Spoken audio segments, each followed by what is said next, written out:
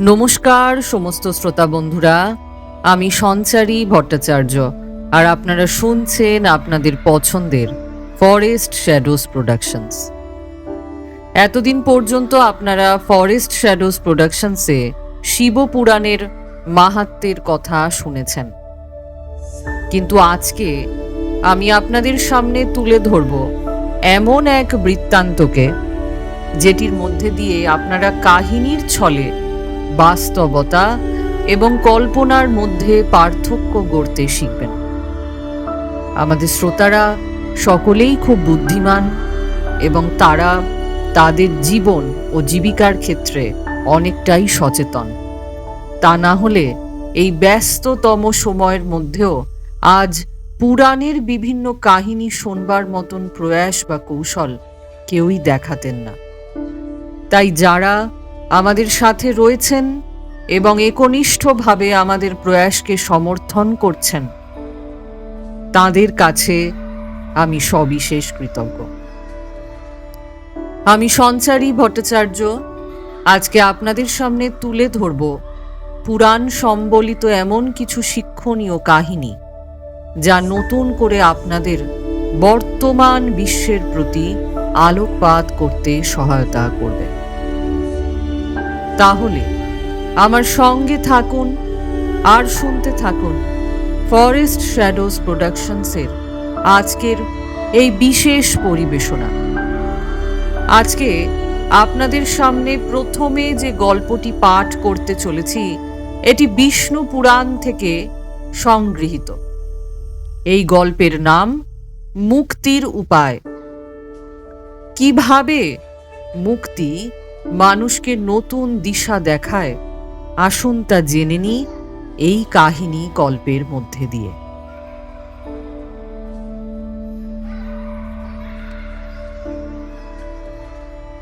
পুরাণ ভারতীয় সংস্কৃতির এক অমূল্য সম্পদ। মানব জীবনের উৎকর্ষতা লাভের উপযুক্ত বহু বিচিত্র সুন্দর সুন্দর উপাখ্যান সহজ সরল এবং সরস ভাষায় লিপিবদ্ধ করা হয়েছে। সেসবের তাৎপর্য হল হিংসা দেশ বর্জিত হয়ে আপন কর্তব্য পালন এবং ঈশ্বর লাভ করা। পদ্মপুরাণের ভূমিখণ্ডে এরকম একটি সুন্দর বর্ণনা রয়েছে, আবার সেটির প্রয়াসজাত ফল পাওয়া যায় বিষ্ণু পুরাণেও। অমরকণ্টক তীর্থে সোম শর্মা নামে এক ব্রাহ্মণ বাস করতেন। তার পত্নী সুমনা ছিল সাধবী, পতিব্রতা রমণী। তাদের কোনো সন্তান ছিল না, সংসারেও অভাবের অন্ত ছিল না। একে তো সন্তানের অভাব, উপরন্তু সংসারে অভাব অনটন। সোম শর্মা খুব দুঃখে কাল কাটাতে লাগল।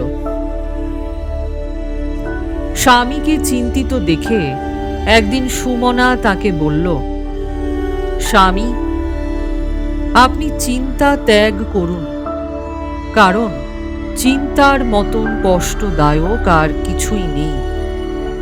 স্ত্রী পুত্র এবং ধনের চিন্তা কোনো দিনও করতে নেই। এই সংসারে জীবের জন্ম পূর্ব জন্মের সমস্ত ঋণবদ্ধতার কারণে, অর্থাৎ কারো ঋণ পরিশোধের জন্যে অথবা কারোর কাছ থেকে ঋণ আদায়ের জন্য হয়ে থাকে। মা বাবা, স্ত্রী পুত্র, ভাই বোন, বন্ধু আত্মীয়, দাস দাসী প্রভৃতি সব নিজ নিজ ঋণবদ্ধতার জন্যেই এই পৃথিবীতে জন্ম নিয়ে আমাদের সঙ্গে সম্পর্কযুক্ত হয়। শুধু মানুষই নয়, পশু পক্ষীও ওই ঋণবদ্ধতার জন্যই এই পৃথিবীতে আসে। সংসারে শত্রু, মিত্র আর উদাসীন, এই তিন রকম পুত্র জন্ম নেয়। শত্রু ভাবাপন্ন পুত্র আবার দুরকম হয়। এক পূর্বজন্মে কেউ কারো কাছে ঋণ করেছিল কিন্তু পরিশোধ করেনি, তাই পরজন্মে সে ওই ঋণ গ্রহণকারীর পুত্র হয়ে জন্ম নেয়। 2 পূর্বজন্মে কেউ অপরের কাছে কিছু গচ্ছিত রেখেছিল, কিন্তু গচ্ছিত ধন ফিরে পায়নি। ধন যার কাছে গচ্ছিত রাখা ছিল সে ফিরিয়ে না দিয়ে আত্মসাৎ করেছে। তাই পরজন্মে গচ্ছিতকারী ধন আত্মসাৎকারীর পুত্র হয়ে জন্ম নেয়। এই দুই ধরনের পুত্রই ছেলেবেলা থেকেই বাপ মার প্রতি শত্রু ভাবাপন্ন হয় আর ব্যবহারও করে সেই রকমই। বড় হলে তারা মা বাপের অর্থ সম্পদ বৃথাই নষ্ট করে। আবার যখন বিয়ে করে তখন মা বাপকে বলে, এই ঘর জমি জায়গা সব আমার, তোমরা কে এসবের জন্য? এই রকম ভাবেই তারা নানাভাবে মা বাপকে দুঃখ দেয়। এরকম সন্তান মা বাবার মৃত্যুর পর শ্রাদ্ধ তর্পণ পর্যন্ত করে না। মিত্র ভাবাপন্ন যারা, তারা ছেলেবেলা থেকেই মা বাপের সঙ্গে ভালো ব্যবহার করে, তাদের খুব ভালোবাসে, তাদের মঙ্গল চিন্তা করে। মা বাপের মৃত্যুর পর শ্রাদ্ধ শান্তি তর্পণ তীর্থ দান ধ্যান ইত্যাদি করে। উদাসীন স্বভাবের যারা, তারা সর্বদা উদাসীন ভাবেই কাল কাটায়। তারা কিছু দেয়ও না, নেয়ও না। নিজেরা কোনো ব্যাপারে রুষ্ট হয় না, মা বাপকেও রুষ্ট করে না। তাদের যেমন সুখ দেওয়ার চেষ্টা করে না, তেমনি দুঃখ দেওয়ারও চেষ্টা করে না। পুত্র যেমন 3 রকমের হয়, তেমনি মা বাবা স্ত্রী পুত্র ভাই বোন চাকর প্রতিবেশী বন্ধু বান্ধব তথা গরু মোষ ঘোড়া আদিও 3 রকমের হয়। এই সবাইকার সঙ্গে আমাদের যে সম্বন্ধ হয় তা ওই ঋণবদ্ধতার জন্যই কিন্তু আবদ্ধ হয়ে থেকে যায়। প্রিয়তম, মানুষের যখন অর্থাগম হয় তখন বিনা পরিশ্রমে বিনা কারণে হয়। আবার যখন যাবার সময় হয় তখন রাখবার শত চেষ্টা করলেও রাখতে পারে না, ধন চলে যায়। এই সব বুঝে আপনার অর্থের চিন্তা করা উচিত নয়। বস্তুত ধর্ম পালন করলেই পুত্র ও ধন লাভ হয়। এ সংসারে যারা ধর্মাচরণ করে তারাই প্রকৃত সুখী হয়। সুতরাং আপনি ধর্মের অনুষ্ঠান করুন। যে ব্যক্তি কায় মনোবাক্যে ধর্মাচরণ করে সেই ব্যক্তির এ জগতে কোনো কিছুই অলভ্য থাকে না। এত সব বলার পর সুমনা ধর্মের স্বরূপ তথা ধর্মের আনুষঙ্গিক সকল দিক বিস্তারিতভাবে সোম শর্মার কাছে বর্ণনা করল। তাই শুনে সোম শর্মা তার স্ত্রীকে জিজ্ঞাসা করল, তুমি এত সব গূঢ় তথ্যের কথা কোথায় শিখলে? সুমনা বলল, আপনি তো জানেন আমার বাবা খুব ধর্মপরায়ণ এবং একজন শাস্ত্রজ্ঞ পণ্ডিত ছিলেন। বহু সাধু সন্ত বাবাকে খুব মান্য করতেন, ভালোবাসতেন।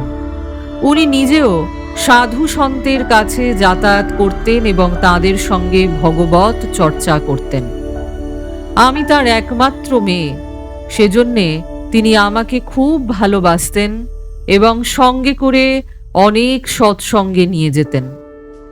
এইভাবে নিয়ত সৎসঙ্গের প্রভাবে আমার ধর্ম বিষয়ে এরকম তত্ত্ব জ্ঞান তৈরি হয়েছে। এসব শুনে সোম শর্মা সুমনার কাছে সুপুত্র লাভের উপায় জিজ্ঞাসা করল। সুমনা বলল, আপনি মহর্ষি বশিষ্ঠের কাছে যান এবং তাকে জিজ্ঞাসা করুন। তার কৃপায় আপনার গুণবান সন্তান লাভ হতে পারে। স্ত্রীর কাছে এ কথা শুনে সোম শর্মা মহর্ষি বশিষ্ঠের কাছে গেলেন এবং তাকে জিজ্ঞাসা করলেন, হে প্রভু, কোন পাপে আমি পুত্র এবং ধন লাভে বঞ্চিত? কি করলে আমার এ পাপ ক্ষয় হবে? মহর্ষি বললেন, পূর্বজন্মে তুমি খুব লোভী ছিলে আর সর্বদা সকলকে হিংসা করতে। তুমি কখনো তীর্থ ভ্রমণ, পূজা, দান ইত্যাদি কোনো শুভ কর্মই করনি। ঘরে শ্রাদ্ধাদির দিনে তুমি বাইরে চলে যেতে। টাকাই ছিল তোমার একমাত্র লক্ষ্য। তুমি ধর্মের আশ্রয় ত্যাগ করে ধনের আশ্রয় নিয়েছিলে।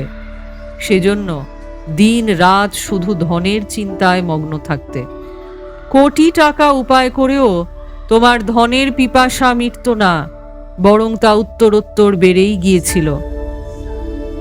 তুমি জীবনে যত ধন উপার্জন করেছিলে তার সব মাটিতে পুঁতে রেখেছিলে। স্ত্রী পুত্র তোমার কাছে চেয়ে কিছুই পায়নি। এমনকি কোথায় টাকা কড়ি রেখেছিলে মরার সময় তাও তাদের বলনি। ধনের মায়ায় তুমি ছেলেকে পর্যন্ত ভালোবাসতে ভুলে গিয়েছিলে। এইসব কর্মের ফলে তুমি এ জীবনে দরিদ্র আর অপুত্রক হয়েছ। হ্যাঁ, একবার তুমি এক বিষ্ণু ভক্ত ব্রাহ্মণ অতিথিকে সন্তুষ্ট চিত্তে সেবা করেছিলে। তার সঙ্গে তোমার স্বামী স্ত্রীতে একাদশীর ব্রত পালন এবং ভগবান বিষ্ণুর পূজা করেছিলে। তার ফলস্বরূপ তুমি উত্তম ব্রাহ্মণ বংশে জন্মগ্রহণ করেছ এবং বিদুষী স্ত্রী লাভ করেছ। বৎস, উত্তম স্ত্রী, বংশ, রাজ্য, ধন, সুখ, মোক্ষ আদি যেসব দুর্লভ বস্তু তা ভগবান বিষ্ণুর কৃপাতেই লাভ হয়। অতএব তুমি ভগবান বিষ্ণুর শরণ নাও আর তাঁর ভজনা করো।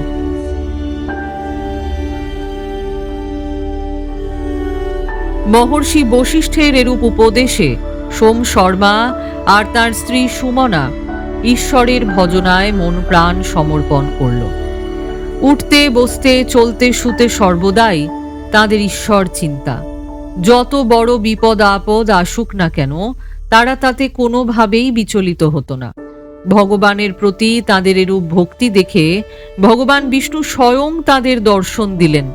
বিষ্ণুর বরে তাদের মনুষ্য লোকের যাবতীয় সুখ এবং ভগবত ভক্ত ধর্মপরায়ণ এক পুত্র লাভ হল।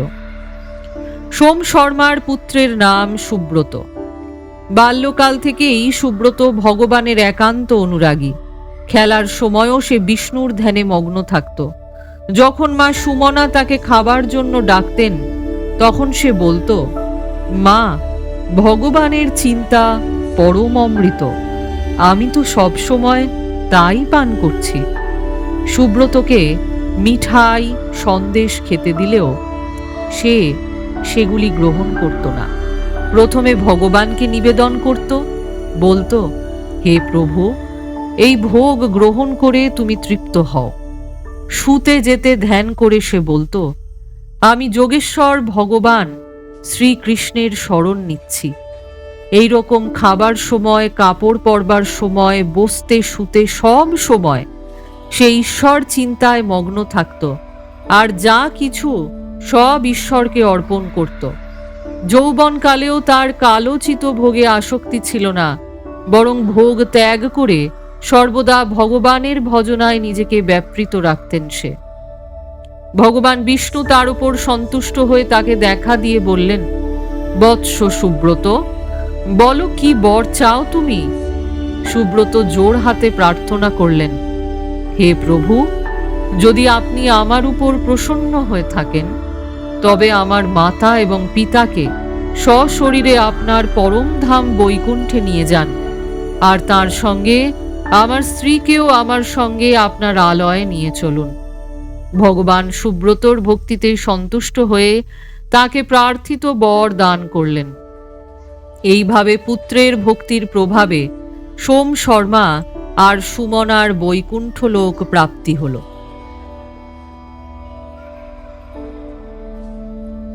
এই উপাখ্যানের বিশেষ তাৎপর্য এই যে, এই সংসারে কারো ঋণ পরিশোধের জন্য, কারো কাছে ঋণ আদায়ের জন্য জন্মগ্রহণ করতে হয়। কারণ জীবনে অনেকের কাছেই নিয়েছি, আবার অনেককে দিয়েছি, আর এই দেওয়া নেওয়া বহু জন্ম ধরে চলে আসছে। এর ধারা রোধ না করা পর্যন্ত জন্ম এবং মরণের হাত থেকে আমাদের নিস্তার নেই। সংসারে আমাদের মা, বাবা, স্ত্রী, পুত্র তথা পশু পাখির সঙ্গে যে সম্বন্ধ, তাই লেনদেনের জন্যই সম্ভব হয়েছে। অতএব মানুষের উচিত ওই সবের প্রতি মোহ মমতা ত্যাগ করে শুধু কর্তব্য পালন করা, অর্থাৎ তাদের সেবা করা, তাদের যথাশক্তি সুখে রাখা। এখন এই প্রশ্ন আসতে পারে, আমরা তাহলে অপরের সঙ্গে যে শত্রুতা করি তাতে আমাদের পুনরায় দোষ অর্জিত হবে কেন? কেননা আমরা এরূপ ব্যবহার তো পূর্বজন্মের ঋণবদ্ধতার জন্যই করছি। এর সমাধান এই যে মনুষ্য দেহ বিবেক প্রধান, অতএব বিবেক বিচার দ্বারা আমরা শত্রুতাকারীকে ক্ষমা করে দিতে পারি। শত্রুতার বদলে তার সঙ্গে সৎ ব্যবহার করতে পারি। মনুষ্য দেহ শত্রুতার বদলা নেওয়ার জন্য নয়, বরং জন্ম মরণের হাত থেকে চির মুক্তি পাওয়ার জন্য। আর যদি আমরা পূর্ব জন্মের ঋণবদ্ধতার দরুন শুধু লেনদেনই চালিয়ে যাই, তবে কোনোদিনই মুক্ত হতে পারব না। এই লেনদেনের চক্র রোধ করার একমাত্র উপায় হল নিঃস্বার্থভাবে অপরের মঙ্গলের জন্য কর্ম করা। এই কর্মের মধ্যে দিয়ে অপরের মঙ্গলের জন্য পূর্বজন্মকৃত ঋণ ক্ষয়প্রাপ্ত হয়, আর পরিবর্তে কিছু না চাইলে আর নতুন ঋণ হয় না। এইভাবে ঋণ থেকে মুক্ত হলে মানুষ জন্ম মরণের চক্র থেকে উদ্ধার প্রাপ্ত হয়। আর মানুষ যদি ভক্ত সুব্রতর মতন সর্বপ্রকারে ভগবানের সাধনায় নিমগ্ন হয়, তাহলে সে সমস্ত ঋণ ভার মুক্ত হয়, অর্থাৎ সে কারো কাছে দায়গ্রস্ত থাকে না। ঈশ্বরের ভজনার প্রভাবে সে সকল ঋণ থেকে মুক্ত হয়ে জন্ম মরণের চক্র থেকে চিরকালের মতন মুক্তি লাভ করে বৈকুণ্ঠবাসী হয়।